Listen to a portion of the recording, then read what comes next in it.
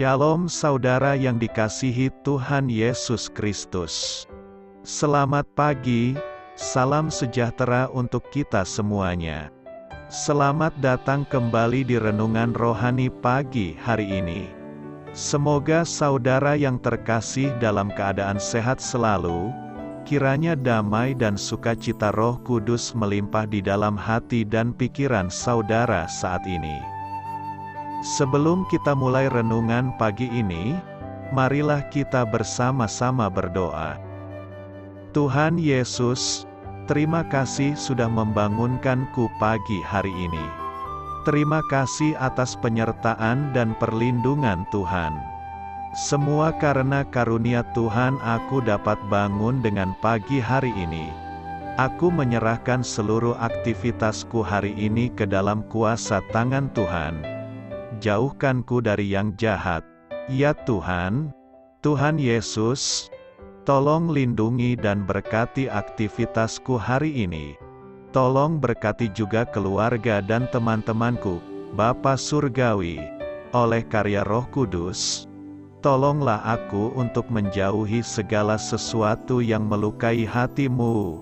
Ampunilah segala dosa kami, ya Tuhan. Dalam nama Tuhan Yesus, aku sudah berdoa. Amin.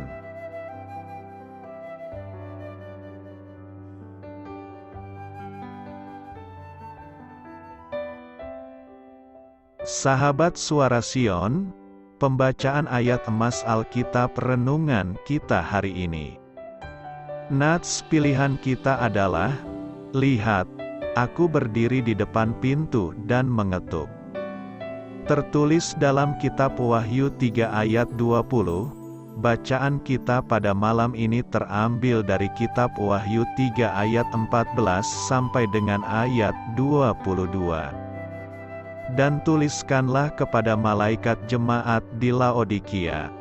Inilah firman dari Amin, saksi yang setia dan benar, permulaan dari ciptaan Allah. Aku tahu segala pekerjaanmu.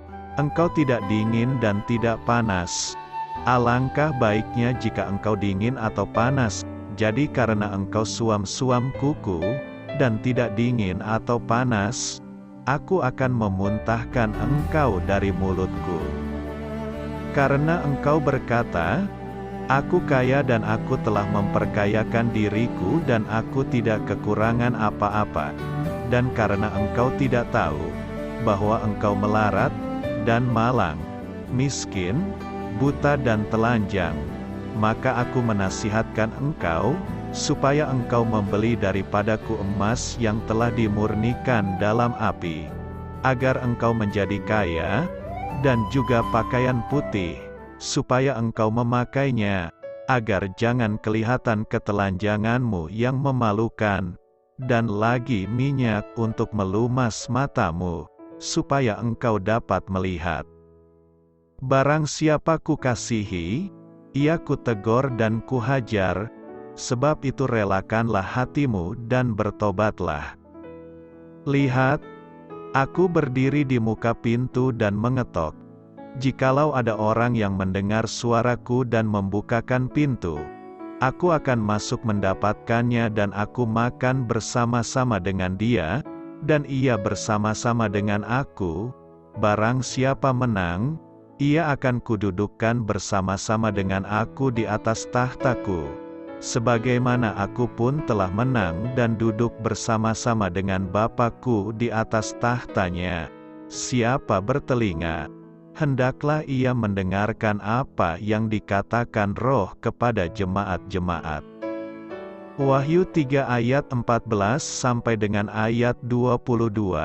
Inti dari ayat emas renungan kita adalah, kasih Allah itu gigih namun tidak pernah memaksa. Mari kita mulai renungan pagi kita.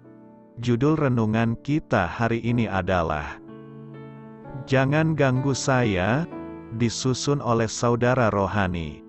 Kisah inspiratif. Ketika masih muda, Crispo Stephen Lewis pernah meninggalkan imannya kepada Allah dan menyatakan ketidakpercayaannya terhadap agama. Ia berkata bahwa semua agama adalah mitos yang diciptakan oleh manusia. Bertahun-tahun kemudian, setelah mengakui Yesus sebagai Putra Allah dan Juru Selamatnya, Lewis menulis di dalam bukunya yang berjudul Surprised by Joy, yang artinya adalah dikejutkan oleh sukacita. Dalam perbendaharaan kata saya, tidak ada kata yang lebih saya benci selain kata campur tangan. Namun kekristenan terletak pada suatu pusat yang bagi saya saat itu tampaknya sebagai pencampur tangan tertinggi. Tidak ada tempat, bahkan di kedalaman jiwa seseorang, yang dapat dikelilingi dengan pagar kawat berduri dan dijaga dengan tulisan, "Dilarang masuk." Padahal hal itulah yang saya inginkan, yaitu sebuah tempat, seberapapun kecilnya, di mana saya dapat berkata kepada makhluk-makhluk lain, "Ini urusan saya dan hanya milik saya." Setiap orang berhak berkata kepada Allah, "Tinggalkan saya sendiri. Jangan ganggu saya." Namun, Tuhan pun berhak untuk mengejar kita dengan belas kasih-Nya yang pantang menyerah.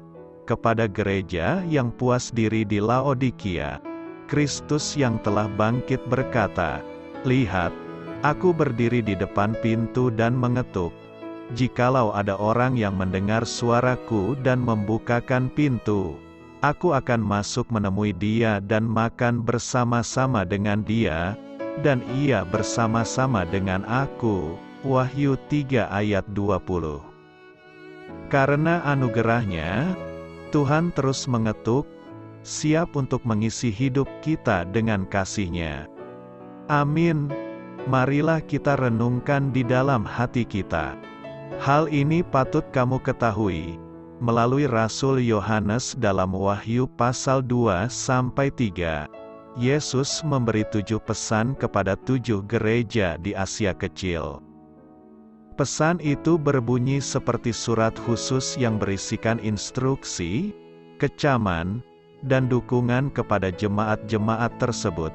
Kepada gereja terakhir, gereja suam-suam kuku di Laodikia, Yesus berkata, "Lihat, aku berdiri di muka pintu dan mengetok. Jikalau ada orang yang mendengar suaraku dan membukakan pintu, aku akan masuk mendapatkannya dan aku makan bersama-sama dengan dia, dan ia bersama-sama dengan aku." Wahyu 3 ayat 20. Ide tentang sosok Yesus yang berdiri di luar pintu sambil mengetok sering digunakan sebagai ilustrasi akan undangan keselamatannya. Jika Anda membuka pintu hati dan mempersilahkan Yesus masuk ke dalam kehidupan Anda, semua akan baik. Namun, di dalam Wahyu 3 ayat 20, Yesus tidak sedang meminta kepada individu. Ia sedang meminta masuk ke dalam gereja. Adalah mengherankan jika kita membayangkan Yesus sedang berdiri di luar gereja dan mengetok. Tapi itulah kondisinya. Gereja Laodikia telah menutup pintu pada kepala gereja. Mereka puas dalam kemakmuran mereka. Namun Yesus sedang berdiri di luar. Ia adalah orang asing bagi hati para jemaat itu. Hampir semua ketujuh surat itu mengandung pujian, keluhan atau kritik, perintah, dan komitmen dari Yesus. Namun gereja Laodikia, seperti gereja Sardis yang mati secara rohani, tidak mendapat kata-kata persetujuan dari Yesus. Jemaat Laodikia bersalah karena mereka mengandalkan diri, benar diri, dan apatis secara rohani.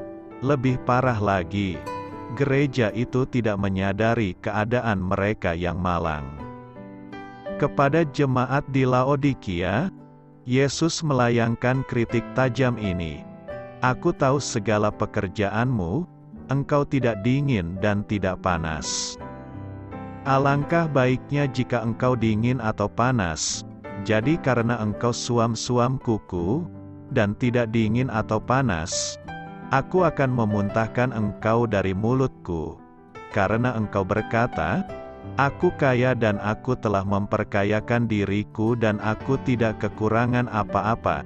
Dan karena engkau tidak tahu, bahwa engkau melarat, dan malang, miskin, buta dan telanjang.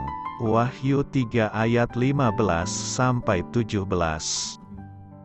Dalam keadaan sombong, puas diri, dan buta rohani, gereja Laodikia tidak berguna dalam kerajaan Allah. Menggunakan bahasa kiasan, Yesus memberi perintah, memanggil anggota-anggota gereja itu supaya menukarkan kebenaran mereka yang palsu dengan kebenaran yang sejati. Wahyu 3 ayat 18, Ia memerintah supaya gereja itu merelakan hatinya dan bertobat. Permohonan Kristus tulus dan mendesak, Lihat, aku berdiri di muka pintu dan mengetok. Jikalau ada orang yang mendengar suaraku dan membukakan pintu, aku akan masuk mendapatkannya dan aku makan bersama-sama dengan dia, dan ia bersama-sama dengan aku. Ia sedang mengundang semua orang dalam gereja supaya dapat mengalami persekutuan yang akrab dengannya. Meskipun ia ingin supaya segenap gereja merespon dan membuka pintu padanya. Pada akhirnya semua itu tergantung pada para individu. Yesus tahu bahwa tidak semua orang bakal menerima undangannya dan membuka pintu pada hubungan dengannya. Banyak orang, seperti kasusnya jemaat Laodikia, yang memilih menolak undangannya, dengan hati yang keras, dan iman yang suam-suam kuku. Mereka buta terhadap fakta bahwa kebenaran mereka palsu.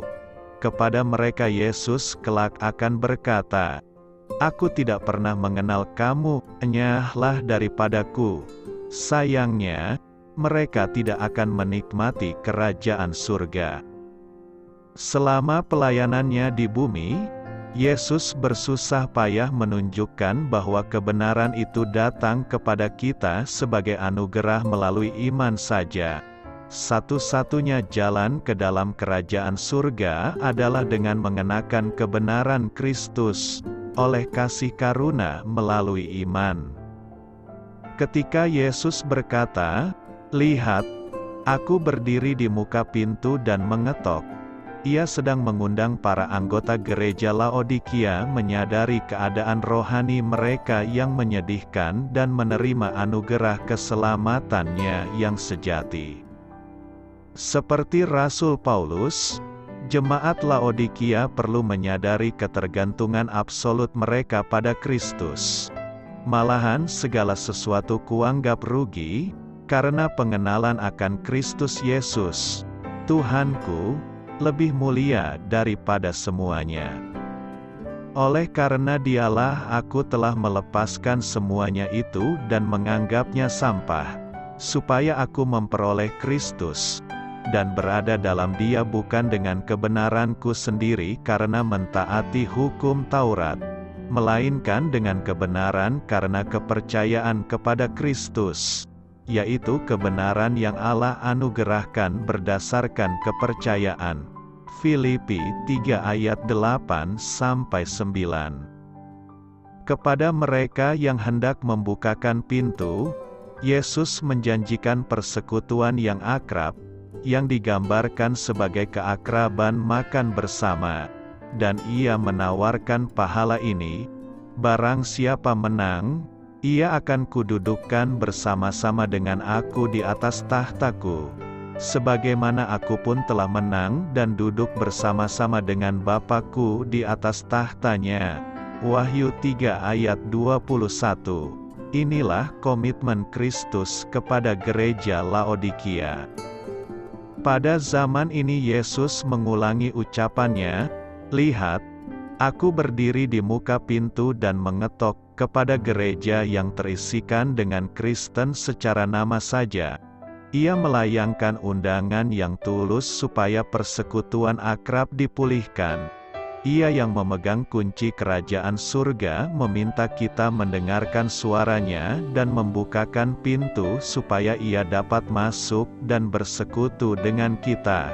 Kepada mereka yang memberi respon baik, Yesus Kristus menjamin pahala kehidupan kekal dan berkuasa bersama dirinya di surga. Doa saya menyertai saudara sekalian. Amin.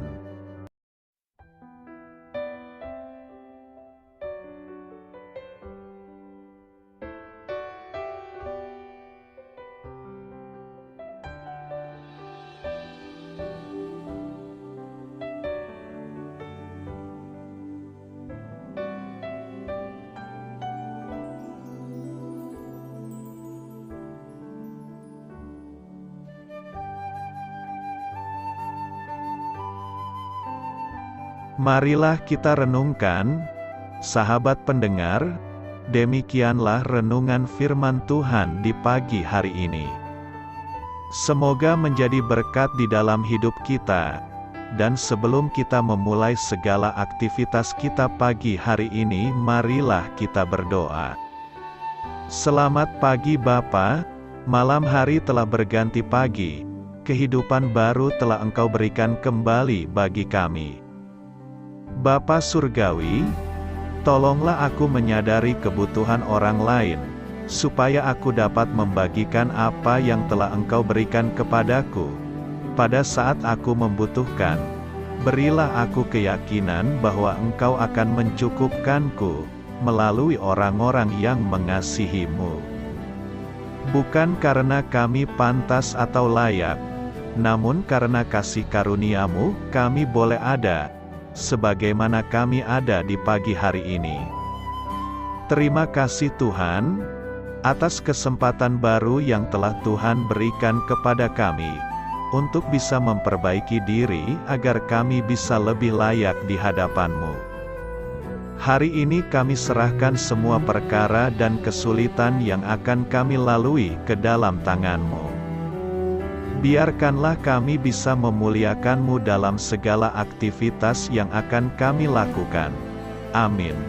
Biarlah firman Tuhan menjadi pengingat untuk kita semua, bahwa tuntunan dari Roh Kudus akan selalu memberi jalan keluar bagi setiap permasalahan hidup kita, dan memberi kedamaian di hati kita. Sampai jumpa di renungan pagi rohani Suara Sion berikutnya. Kiranya Tuhan selalu memberkati saudara semua hari ini.